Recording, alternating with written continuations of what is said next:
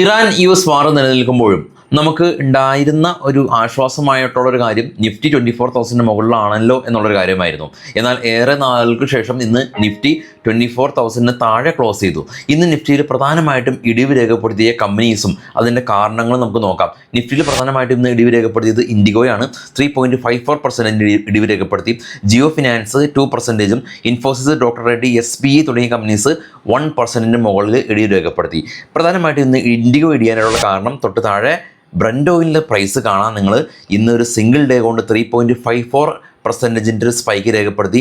94.50 per ബാരലിന് Brent ഓയിലിൻ്റെ price ഉള്ളത്. Gold ഏറ്റവും ടോപ്പിൽ കാണാം. $43 അഥവാ 1% റാലി ഇന്ന് ഗോൾഡ് ഇൻ്റർനാഷണൽ മാർക്കറ്റിൽ ഉണ്ടാക്കിയിട്ടുണ്ട്.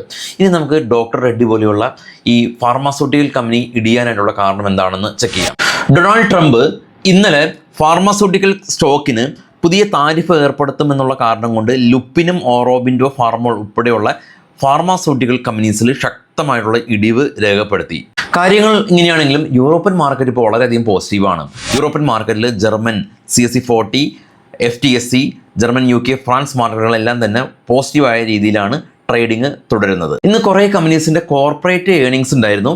പ്രധാനമായിട്ടും നമുക്ക് IndusInd bank net profit 47% net profit ഉയർന്നു.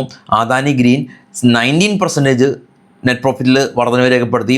IIFL ഫിനാൻസ് ആവട്ടെ 189% നെറ്റ് പ്രോഫിറ്റിൽ വർധനവ് രേഖപ്പെടുത്തി. HPCL ഈ തവണ നെറ്റ് ലോസാണ് റിപ്പോർട്ട് ചെയ്തത്. 11,526 കോടി രൂപ ലോസ് റിപ്പോർട്ട് ചെയ്ത്. ഡോക്ടർ റെഡ്ഡി ആവട്ടെ ഈ തവണ നെറ്റ് പ്രോഫിറ്റിൽ 69% ഇടിവ് നെറ്റ് പ്രോഫിറ്റിൽ ഉണ്ടാക്കിയിട്ടുണ്ട്.